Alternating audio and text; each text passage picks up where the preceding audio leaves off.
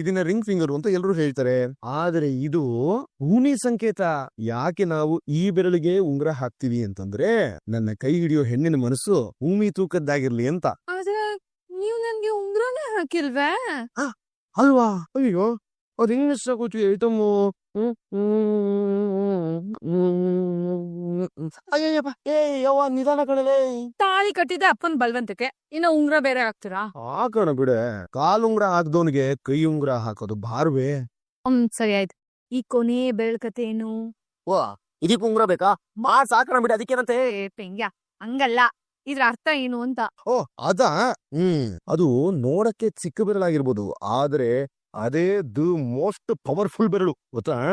ಅಗ್ನಿ, ವಾಯು, ಆಕಾಶ, ಭೂಮಿಗಳ ಜೀವಾನೇ ಇದು. ಇದಕ್ಕೆ ಹೆಸರು ಜೀವಜಲ. ಯಾವುದೋ ಮೂಲೆಯಲ್ಲಿ ನಿಂತ್ಕೊಂಡು ಕಣ್ಣೀರ್ ಹಾಕೋದ್ರಿಂದ ಹಿಡಿದು ಗಂಡ ಮನೆಗೆ ಸುಸ್ತಾಗಿ ಬಂದಾಗ ತಣ್ಣೀರ್ ಕೊಡೋದ್ರವರೆಗೆ ಹಿಡಿದು ಇಡೀ ಮನೆಯವ್ರ ಪಾಲಿಗೆ ಪನ್ನೀರ್ ಆಗೋ ಗುಣ ಹೆಣ್ಣಿಗಿರತ್ತೆ ಅಂತಾನೆ ಈ ಬೆರಳನ್ನ ಹಿಡಿದು ಸಪ್ರಪದಿ ತುಳಿಯೋದು. ನೋಡಿದ್ದೇನೆ ಹೆಣ್ಣಿಗೆ ಎಷ್ಟು ಪವರ್ ಇದೆ ಅಂತ. ರೀ, ನಿಜವಾಗ್ಲೂ ಹೆಣ್ಣಿಗೆ ಪವರ್ ಬರೋದ್ ಯಾವಾಗ? ಯಾವಾಗ ಯಾವಾಗ ಯೋಚನೆ ಮಾಡ್ತಾ ಇದೀನಿ. ಯಾವಾಗ ಅಂದ್ರೆ ಈ ಪತ್ನಿ ಬೆರಳುಗಳಿಗೆ ಪಂಚಭೂತಗಳ ಶಕ್ತಿ ಬರೋದು ಪತಿ ಕೈ ಜೊತೆ ಆದಾಗ. ನಾವುಗಳು ಗೋಡೆ ಮೇಲಿರೋ ಸ್ವಿಚ್ಗಳಷ್ಟೇ, ಕರೆಂಟ್ ನೀವೇ. ನಾವು ಓಟ್ ಹಾಕೋ ಒಂದ್ ಬೆರಳ್ ಬಗ್ಗೆ ಮಾತಾಡ್ತಾ ಇದ್ರೆ ಇವ್ ಪಕ್ಷದ ಬಗ್ಗೆನೆ ಹೇಳ್ಬಿಟ್ರಿ. ನನ್ನ ಬಿಡೆ, ನೀನ್ ಸೂಪರ್ ಕಣೆ ಮೀನಾ. ಸಾರಿ ರೀ, ನಿಮ್ಗ ಆಗಾಗ ನಾನು ನೋವು ಮಾಡ್ತಾನೆ ಇರ್ತೀನಿ. ಲೈ, ಇನ್ನೊಬ್ರು ತಪ್ಪಿಗೆ ಬಲಿಕ ಬಕ್ರ ಆಗದು ಬಿಡೆ. ಸತ್ಯ ಹೇಳ್ಬೇಕು ಕಣೆ, ಸುಳ್ಳು ಹೇಳಬಾರ್ದು. ರೀ, ಈಗ ಇನ್ನೊಂದ್ ಸತ್ಯ ಹೇಳ್ತೀನಿ ನಿಮ್ಗೆ. ಸತ್ಯ ಹೇಳ್ತೀಯಾ? ಹೇಳು. ಅದು ರೋಹಿಣಿ ಬಂದಿದ್ಲು ಮನೆಗ. ಲೈ, ಸಕ್ರೆ ಸುಮ್ಮನೆ ಇದ್ರ ಏನೋ ಅಲ್ಲಿಲ್ವಾ? ಅಯ್ಯೋ, ಮನೆಗಲ್ಲ, ಶ್ರುತಿ ಹೋಟ್ಲುಗೆ. ಶ್ರುತಿ ಹೋಟ್ಲಗ? ಆಮೇಲೆ ಯಾಕಂತೆ ಬಂದಿದ್ದು? ನಿಮ್ ಅಣ್ಣನ್ ಜೊತೆ ಸಂಸಾರ ಮಾಡೋದಿಕ್ಕೆ ನಾವೆಲ್ಲ ಸಹಾಯ ಮಾಡ್ಬೇಕಂತೆ. ಓ, ತಾವೇನ್ ಹೇಳಿದ್ರು? ಆಗಲ್ಲ ಅಂತ ಹೇಳ್ದೆ. ಅದೇ ಮತ್ತೆ ಆಗತ್ತೆ ಅಂತ ಒಂದ್ ಮಾಡೋದಕ್ಕೆ ನೀವ್ರು ಏನಾದ್ರು ಹತ್ತಕ್ ಹೋಗ್ಬಿಟ್ಟಿದ್ರೆ ನಾವಿಬ್ರು ದೂರ. ಹಂಗ್ ಮಾತ್ರ ಯಾವತ್ತೂ ಹೇಳ್ಬೇಡಿ. ಅದ್ ಸರಿ, ಮುಂದೆ? ನಾನ್ ನನ್ ಗಂಡನ್ ಜೊತೆ ನೆಮ್ಮದಿಯಾಗಿಲ್ಲ ಅಂತ ಹೇಳಿದ್ರೆ ನಿಮ್ ನಾನು ನೆಮ್ಮದಿಯಾಗಿರಕ್ ಬಿಡಲ್ಲ ಅಂತ ಹೇಳಿದ್ರು. ಹತ್ತಾರು ಆಸೆಗಳು ಇಟ್ಕೊಂಡ್ ಬಂದವಳು ಹತಾಶೆಯಿಂದ ಮಾತಾಡ್ತಾಳೆ. ಇರ್ಲೇ ಬಿಡಮ್ಮ. ಕಾದನದು ಕಲಿ ಸೂರ್ಯನಂ ಕೆಣಕಿ ಉಳಿದವರಿಲ್ಲ ಅನ್ನೋದು ಅವಳು ಗೊತ್ತಿದೆ. ಮಾತಲ್ಲಿ ಏನ್ ಬೇಕಾದ್ರೆ ಮಾತಾಡ್ತಾಳೆ ಬಿಡೆ ಅವಳು. ಆದ್ರೂ ಅವ್ಳು ಏನ್ ಮಾಡ್ಬಿಡ್ತಾಳೋ ಅಂತ ಭಯ ರೀ. ಆ ಆಂಜನೇಯನ ಅಭಯ ನಮ್ಮ ಮೇಲೆ ಇರೋ ತನಕ ಯಾವ ಭಯನೂ ಇಟ್ಕೊಳಕ್ ಹೋಗ್ಬಿಡ್ವೆ. ನಿದ್ದೇನೋ ರೋಹಿಣಿ ತರ ಬೊತ್ತನೆ ಐತೆ. ಬ್ಯಾಡ್ ಬ್ಯಾಡ ಅಂದ್ರೂ ಬರ್ತಾ ಇದೆ. ಬಾರಿ ಮನಿ ಕೊಡೋಣ ಮೀನಾ. ಮೀನಾ, ಏನ್ರಿ? Loves you. ಸರಿ ಆಯ್ತು, ನಡೀರಿ ನೋಡ್ಕೋಣ. ಪಾಪ ಇವಾಗ ಮಗು ಮಲ್ಕೊಂಡಿದೆ, ಡಿಸ್ಟರ್ಬ್ ಮಾಡ್ಬಾರ್ದು. ಹಂಗಿಲ್ಲ ಸುನ್ಯಾರು. ಇವಾಗ ಮುಗೀತು ಕಣಮ್ಮ. ಇವತ್ತಿಗೆ ಮುಗೀತು ಅಷ್ಟೇ. ಆಯ್ತು ಗೊತ್ತು. ಜಯಮ್ಮ, ಕಾಫಿ ತಾರಮ್ಮ. ತರ್ತೀನ್ರಪ್ಪ. ಜಯಮ್ಮ, ಶುಗರ್ ಮತ್ತೆ ಹಾಲ್ ಎರಡೂ ಬೇಡ. ಅಲ್ಲಮ್ಮ ತಾರಮ್ಮ, ನಿನ್ಗೆ ಕೆನೆ ಹಾಲು, ನೊರೆ ಹಾಲು, ಬಾದಾಮಿ ಹಾಲು, ಅರಿಶಿಣದ ಹಾಲು ಎಲ್ಲ ಕುಡ್ಸಿರೋದು ನಾನಮ್ಮ. ನನ್ ಕಾಫಿಗೂ ಹಾಲ್ ಬೇಡ ಅಂತಲ್ಲ ಪುಟ. ಬ್ಲ್ಯಾಕ್ ಕಾಫಿ ಡೈಜೆಷನ್ಗೆ ಒಳ್ಳೇದು, ಹೆಲ್ತ್ ಚೆನ್ನಾಗಿರುತ್ತೆ, ಯಾಮಕ್ಕೂ ಲಿವರ್ ಕ್ಲಿಯರ್ ಆಗಿರುತ್ತೆ. ಈವರೆಗೆ ಹೊಟ್ಟೆಗೆ ಶಾಂಪೂ ಸೋಪು ಹಾಕಿ ಕ್ಲೀನ್ ಮಾಡಕ್ಕಾಗತ್ತೇನಮ್ಮ? ಭಗವಂತ ಅದನ್ನೆಲ್ಲ ಕ್ಲೀನ್ ಆಗಿ ಇಟ್ಟಿರ್ತಾನೆ. ಕಾಫಿ ತಿಂಡಿ ಅದನ್ನೆಲ್ಲ ಹಾಳ್ ಮಾಡಲ್ಲ. ನೀನ್ ಕೊಡು ಜಯಮ್ಮ. ಹಾಗ ಪನಿಷ್ಮೆಂಟ್ ಕೊಡ್ಬೇಕಾಗತ್ತೆ. ಅಯ್ಯೋ, ಇವತ್ತೇನ್ ಬೇಕಾದ್ರೂ ಆಗ್ಲಿ, ನಾನು ಒಳ್ಳೆ ಫಿಲ್ಟರ್ ಕಾಫಿ ಕುಡಿಲೇಬೇಕು. ಓಹೋ, ಸರಿ ಹಾಗಾದ್ರೆ. ಅಯ್ಯೋ ಅಯ್ಯೋ ಅಯ್ಯೋ ಅಯ್ಯೋ, ನಿಲ್ಸಮ್ಮ. ಅಲ್ಲ ಪುಟ, ನೀನು ಹೊಡ್ಕೊಂಡು ನನ್ಗೆ ಯಾಕಮ್ಮ ನೋವು ಮಾಡ್ತೀಯಾ? ಮತ್ತೆ ನೀವ್ ನನ್ ಮಾತೆ ಕೇಳ್ತಿಲ್ಲ. ತಿಂಡಿ ಆದ್ಮೇಲೆ ಬೇಕಿದ್ರೆ 20 ml ಫಿಲ್ಟರ್ ಕಾಫಿ ಕುಡಿರಿ. ಅದಕ್ ಮುಂಚೆ ನೋ. ಈಸ್ಕಂದ. ಸಾರಿ ಪಾಪ. ಯಾಕೋ ಹೀಗಟ್ಟ ಮಾಡ್ತೀಯಾ? ನೀವ್ ಆರೋಗ್ಯವಾಗಿರ್ಬೇಕು ಅಂತ. ಆಸ್ತಿ ಮಾಡ್ದೇ ಇರೋ ಅಪ್ಪನ್ನ ನೋಡಿ ಯಾವ ಮಕ್ಳು ನೋವು ತಿನ್ನಲ್ಲ. ಆದ್ರೆ ನಿಮ್ ಆರೋಗ್ಯ ಹಾಳ್ ಮಾಡ್ಕೊಂಡ್ರೆ ಮಕ್ಳಿಗೆ ಎಷ್ಟು ನೋವಾಗುತ್ತೆ ಗೊತ್ತಾ? ಜಯಮ್ಮ, ಬ್ಲಾಕ್ ಕಾಫಿನ ಕೊಡಮ್ಮ. ನೋಡಕ್ಕಂತ ಹಿಂಗ ಆಸ್ತಿ ಇದೆ, ಅದಕ್ಕೆ ಹೀಗೆಲ್ಲ ಮಾತಾಡ್ತೀಯಾ? ನಿನ್ಗೆ ಪ್ರಾಕ್ಟಿಕಲ್ ಸತ್ಯ ಗೊತ್ತಾ? ಅಪ್ಪ ಅದವನು ಆಸ್ತಿ ಮಾಡ್ಲಿಲ್ಲ ಅಂದ್ರೆ ಆಗಾನೇ ಮೊದಲನೇ ಶತ್ರು ಆಗಿರ್ತಾನೆ. ಹೊರಗಿನ ಪ್ರಪಂಚ ನಿಂಗಿನ್ನೂ ಗೊತ್ತಿಲ್ಲಕ್ಕಂತ. ಗೊತ್ತಾಗದು ಬೇಡ. ನನಗೆ ನೀನೇ ನನ್ ಪ್ರಪಂಚ. ನನಗೆ ಈ ಪ್ರಪಂಚನೇ ಸಾಕು. ನೀನ್ ಕಾಫಿ ಕುಡಿ, ನಾನ್ ದೇವ್ರಿಗೆ ನಮಸ್ಕಾರ ಹಾಕ್ ಬರ್ತೀನಿ. ಈಗಿನ ಕಾಲದ ಮಕ್ಕಳು ಸಂಕಷ್ಟಿಗೆ ಸತ್ಯನಾರಾಯಣ ಪೂಜೆಗೆ ಅಂತ ದೇವಸ್ಥಾನಕ್ ಹೋಗೋದೇ ಕಷ್ಟ. ಅಂತದ್ರಲ್ಲಿ ನೀ ಪ್ರತಿದಿನ ಪೂಜೆ ಮಾಡ್ತೀಯಲ್ಲ ತಾರ? ಇಂತ ಅಪ್ಪನ್ನ ನನಗ್ ಕೊಟ್ಟಿರೋದಕ್ಕೆ ದಿನ ದೇವ್ರು ಥ್ಯಾಂಕ್ಸ್ ಹೇಳಬೇಡ್ವಾ? ಪ್ರತಿ ಜನ್ಮದಲ್ಲೂ ಇವ್ರ ಮಗಳಾಗಿರ್ಬೇಕು ಅಂತ ಕೇಳ್ಕೊತೀನಿ. ಓಕೆ, ಸದ್ಯಕ್ಕೆ ಇವಾಗ ನಾವು ಬಾಯ್. ಏನಾಯ್ತಪ್ಪ? ನಾನು ಇವಳು ನಿಜವಾದ ಅಪ್ಪ ಅನ್ಕೊಂಡು ನನ್ ಮೇಲೆ ಎಷ್ಟೆಲ್ಲಾ ಆಸೆ ಇಟ್ಕೊಂಡಿರು ನೋಡ್ರಿ. ನಿಜವಾಗ್ಲು ಈಕೆಗೆ ಜನ್ಮ ಕೊಟ್ಟ ಮಹಾನ್ ಬಾಬಾ ಎಲ್ಲಿದಾನೋ ಏನೋ. ಸುಮ್ನಿರಪ್ಪ, ಕೇಳಿಸ್ಕೊಂಡ್ರೆ ಕಷ್ಟ. ಕೃಷ್ಣ ದೇವಕ್ಕೆ ಹೊಟ್ಟೆಲ್ ಹುಟ್ಟಿದ್ರು ಬೆಳೆದಿದ್ದು ಈ ಯಶೋದೆ ಹತ್ರ ತಾನೆ. ಇವಳು ದೇವಕಿನ ಬಿಟ್ಟು ಯಶೋದೆ ಹತ್ರ ಇರೋದಿರ್ಲಿ, ಇವಳು ಬದುಕಲ್ಲಿ ಯಾವ ಕಂಸನೂ ಬರಬಾರ್ದು ಅಷ್ಟೇ ನನ್ ಕೋರಿಕೆ. ನೀರಲ್ಲಿ ಮುಳುಗಿ ಸತ್ತೋಗ್ತಿದ್ದಿ ಮಗು ನಿಮ್ ಕೈ ಸಿಕ್ಕಿದೆ ಅಂದ್ರೆ ಇವಳು ಮರು ಹುಟ್ಟಿನ ಉದ್ದೇಶ ಏನ್ ಬೇಕನ್ನಾಗಿರ್ಬೋದು. ಅಕಸ್ಮಾತ್ ಇವಳು ಜೀವನದಲ್ಲಿ ನಿಜವಾಗ್ಲೂ ಕಂಸ ಇದ್ರು ಇವಳು ಸಾವನ್ ಗೆತ್ತವಳು. ಹೆದ್ರು ಅವಶ್ಯಕತೆನೇ ಇಲ್ಲ. ಹೆದರ್ತೀನಿ ಜಯಮ್ಮ, ನಿಜ ಹೆದರ್ತೀನಿ. ಇವಳು ಹೇಗೆ ನನ್ನಿಂದ ದೂರ ಆಗೋ ಮನ್ಸಿಲ್ವೋ, ಇವಳನ್ನ ದೂರ ಮಾಡ್ಕೊಳ್ಳೋ ಮನ್ಸು ನನಗೂ ಇಲ್ಲ. ಆ ಕಂಸ ಇರೋ ಜಾಗ ಇವಳು ಗೊತ್ತಾಗೋದು ಬೇಡ, ಅಲ್ಲಿಗೆ ಹೋಗೋದು ಬೇಡ. ಸರ್ ಕಾಫಿ ಕುಡಿಯಮ್ಮ. ಬೇಡ ಸರ್, ಎಲ್ಲ ಮುಗಿಸ್ಕೊಂಡೆ ಬಂದೆ. ಬರೋದಕ್ ಹೇಳಿದ್ರಿ.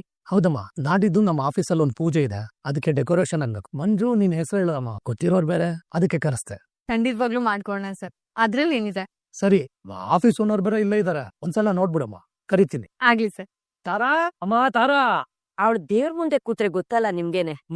ದೇವ್ರಿಗೆ ಸಾಕಾಗಿ ಸಾಕು ಹೋಗಮ್ಮ ಅನ್ಬೇಕು, ಅಲ್ಲಿವರೆಗೂ ಬಿಡಲ್ಲ ಅವಳು. ಇರ್ಲಿ ಸರ್, ನನ್ ಮಂಜು ಜೊತೆ ಹೋಗಿ ಆಫೀಸ್ನ ನೋಡ್ಕೊಂಡ್ ಬರ್ತೀನಿ.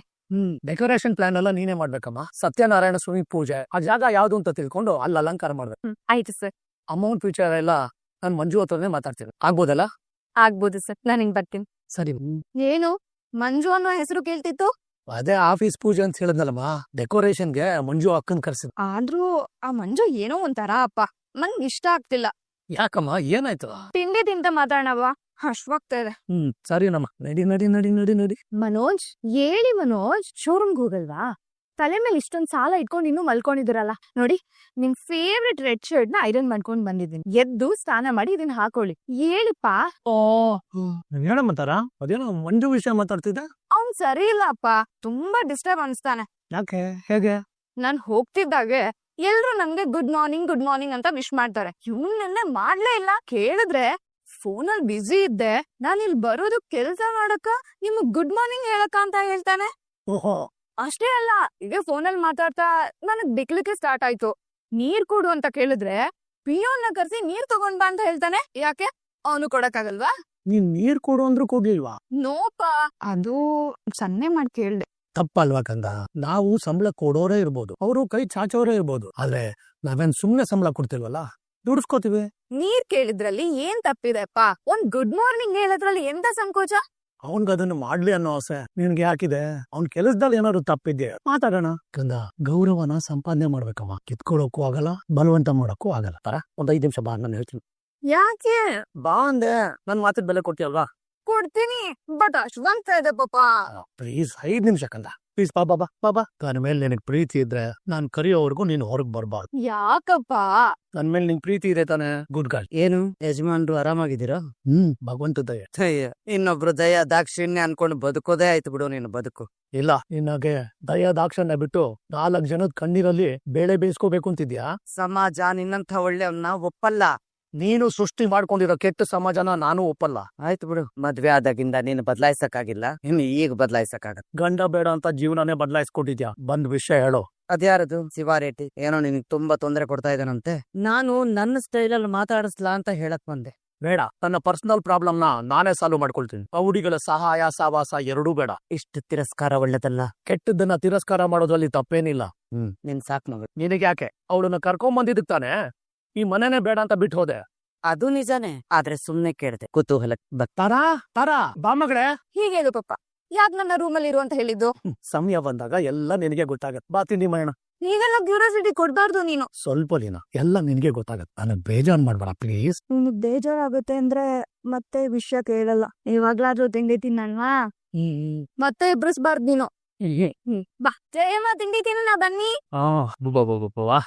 ರೋಹಿಣಿ, ಆ ರೆಡ್ ಶರ್ಟ್ ರೆಡಿ ಮಾಡು ಅಂತ ಹೇಳಿದ್ನಲ್ಲ, ಮಾಡ್ದ್ಯಾ? ಅವ್ಳ ಹೆಸರು ನಿನ್ನ ಬಾಯಲ್ಲಿ ಬರ್ಬಾರ್ದು ಅಂತ ಹೇಳಿಲ್ವನೋ? ಯಾಕೋ ಬಂತು? ಅದು ಕನ್ಸಲ್ಲಿ. ಕನ್ಸಲ್ ಬೇರೆ ಬಂದಿದ್ಲ? ಯಾರಪ್ಪನೇ ಕೇಳ್ಕೊಂಡು ಕನ್ಸಲ್ ಬಂದವಳು? ಇದೊಳ್ಳೆ ಆಯ್ತಪ್ಪ. ಕನಸಿಗೆ ಬಾಗ್ಲು ಬೀಗದ ಕೈ ಎಲ್ಲ ಇರತ್ತೇನಪ್ಪ. ಏನು ಡೋರ್ ನಾಕ್ ಮಾಡ್ಕೊಂಡು ಪರ್ಮಿಷನ್ ತಗೊಂಡ್ ಒಳಗ್ ಬರ್ಬೇಕಾದು? ಹಾಗೆಲ್ಲ ಬರ್ಬಾರ್ದು ಮನೋಜ. ಅವಳ ನೆನೆಸ್ಕೋಬಾರ್ದು, ಅವಳ ನೆನಪು ಬರ್ಬಾರ್ದು ಅಂತ ಹೇಳಿದೆ ತಾನೇ ನಾನ್ ನಿನ್ಗೆ. 2 ವರ್ಷ ಸಂಸಾರ ಮಾಡಿದ್ದಾರೆ, 2 ನಿಮಿಷದಲ್ಲಿ ಮರ್ತು ಬಿಡು ಅಂದ್ರೆ ಆಗತ್ತೇನೆ? ನಿಧಾನವಾಗಿ ಸರಿ ಹೋಗುತ್ತೆ ಬಿಡು. ಇವನ್ ಎಲ್ಲಾ ವಿಷಯನೂ ಬೇಗ ಮರ್ತು ಹೋಗ್ತಾನೆ, ಆದ್ರೆ ಪೌಡ್ರನ್ ಮಾತ್ರ ಮರಿತಾನೆ ಇಲ್ವಲ್ಲ. ಸ್ವಲ್ಪ ಟೈಮ್ ಬೇಕಾಗತ್ತಮ್ಮ. ಬಲ್ವಂತ ಮಾಡಿ ಮರಿಬೇಕು ಅಂತ ಹೇಳಕ್ಕಾಗತ್ತಾ? ಅಂಡ್ ಆಲ್ಸೋ ಈ ಮನೇಲಿರೋ ಪ್ರಾಪರ್ಟೀಸ್ ಎಲ್ಲ ಆಗಾಗ ಅವ್ರ ನೆನ್ಪು ಮಾಡಿಸ್ತಾ ಇರತ್ತೆ ಇವ್ರಿಗೆ. ಸ್ವಲ್ಪ ಟೈಮ್ ಕೊಡಿ. ಸಡನ್ ಆಗಿ ಮರ್ಯಾದಕ್ಕೆ ಆಗಲ್ಲಪ್ಪ, ನಾವು ಅರ್ಥ ಮಾಡ್ಕೋಬೇಕು. ಅರ್ಥ ಮಾಡ್ಕೊಳ್ಳೋ ಅವಶ್ಯಕತೆನೇ ಇಲ್ಲಮ್ಮ. ಸಗಣಿ ತುಳ್ಕೊಂಡ್ರೆ ಕಾಲ್ ತೊಳ್ಕೊಳ್ಳೋ ಹಾಗೆ ಸಗಣಿ ತುಳ್ದಿದ್ದನ್ನು ಮರ್ತೋಗ್ಬಿಡ್ಬೇಕು. ಊಟ ಮಾಡ್ಬೇಕಾದ್ರೆ ಸಗಣಿ ತುಳ್ದಿದ್ದನ್ನ ನೆನ್ಪು ಮಾಡ್ಕೊಂಡ್ರೆ ಅನ್ನ ಇಳಿತ ಗಂಟ್ಲಲ್ಲಿ. ಆದ್ರೆ ಆ ಸಗಣಿ ಬೆರಣಿಯಾಗಿ ಗೋಡೆಗಳ ಮೇಲೆ ಈ ರೀತಿ ರಾರಾಜಿಸ್ತಾ ಇದೆ. ಕಣ್ಣಿಗೆ ಕಾಣೋ ಕಣ್ಣಿಂಗ್ ಹುಡುಗಿ ರೋಹಿಣಿ ತಾನೇ ಅಂತ ಹಾಡಾಡ್ಕೊಂಡು ಓಡಾಡ್ತಾ ಇದೆ ಆ ಪಾಪದ ಬಳ್ಳಿ ಇಲ್ಲೆಲ್ಲ. ಇಂಥದ್ದನ್ನ ನೋಡೆ ನಮ್ಮ ದರಾ ಬೇಂದ್ರೆ ಅವರು ಈ ಸಾಲಗಳನ್ನ ಬರೆದಿದ್ದಾರೆ. ಅದೇನದು ಹುದುಗಲಾರದ ದುಃಖ ಹುಗಿದಿರಿಸಿ ನಗೆಯಲ್ ನಸುನಗುತ ಬಂದೇ ಇದಿರು ಇನಿತು ತಿಳಿಯದ ಮೂಢನೆಂದು ಬಗೆದೆಯ ನನ್ನ ಇದು ಯಾವ ಊರ ಚೆದುರು ಮುಗುಳು ನಗೆಯನ್ನ ಅರಳಿಸುತ್ತಾ ಕರಿಯಾಲಿ ಹೊರಳಿಸುತ್ತಾ ಸುಳ್ಳ ಸುಖ ಮರಿಸಬಹುದೇ ಮಮತಾಜಳನ್ನು ಹುಗಿದು ತಾಜಮಹಲನ್ನು ಕಟ್ಟಿ ನಿಜ ದುಃಖ ಮರಿಸಬಹುದೇ. ಹೀಗಂತ ನಮ್ಮ ದರಾ ಬೇಂದ್ರೆ ಅವರು ಹೇಳಿದ್ದಾರೆ. ಒಳ್ಳೆದನ್ನ ಮಾಡಿದ್ದನ್ನ ಜನ ಮರೆತು ಬಿಡ್ತಾರೆ, ಆದ್ರೆ ಮೋಸ ಮಾಡ್ದವ್ರನ್ನ ಮರೆಯೋದಿದೆಯಲ್ಲ, ಅದು ಕೆಂಡಾನ ಕೈಯಲ್ಲಿ ಹಿಡ್ಕೊಂಡು ತುಟಿಗಳಲ್ಲಿ ನಗೆನ ತೋರ್ಸೋ ಪ್ರಯತ್ನ ಮಾಡ್ದ ಹಾಗೆ. ಆಗಕ್ಕಿಲ್ರ. ಅಯ್ಯೋ ಕಾಫಿ, ನನ್ ಕಾಫಿ. ಈ ಚಿಂತಾಮಣಿ ಚಿಂತೆನೇ ಇರಬಾರ್ದು ನನ್ ಮನೋಜನ್ ತಲೆಯಲ್ಲಿ. ಮೊದ್ಲು ಆ ರೋಹಿಣಿ ಕೈಯಿಂದ ಡೈವರ್ಸ್ ತಗೊಳ್ಳೋ ಏರ್ಪಾಟ್ ಮಾಡಿ. ಅದಿದ್ರೇನೆ ಮನೋಜಂಗ್ ಮತ್ತೆ ಮದುವೆ ಮಾಡಕ್ಕಾಗದು. ಆ ರೋಹಿಣಿ ಇನ್ನು ಅದೇನೇನ್ ಆಟ ಆಡ್ತಾಳೋ ನೋಡೋಣ. ಬೇಜಾನ್ ನಡಿದಾಳೆ, ನಮಗೇನು ಗೊತ್ತಾಗಿಲ್ಲ ಅಷ್ಟೇ. ಬೇರೆ ಏನ್ ಮಾಡಿದಾಳೋ? ಆವತ್ತೊಂದ್ ದಿನ ನನ್ ಕಾರ್ಗೆ ಬ್ರೇಕ್ ಫೇಲ್ ಮಾಡಿದ್ದು ಆ ಕಾಗಿ ಸುಬ್ಬಾನೆ. ಆ ಕಾರ್ ಬ್ರೇಕ್ ಫೇಲ್ ಮಾಡಿಸಿದ್ದು ರೋಹಿಣಿನೇ. ಪಾಪಿಸ್ತವಳು ಅವಳು ಹೊಟ್ಟೆಗೆ ನಂಜ್ ಹಾಕ. ಅಲ್ಲ ನನ್ನ ಮಗನ್ನೇ ಕೊಳ್ಳೋಕೆ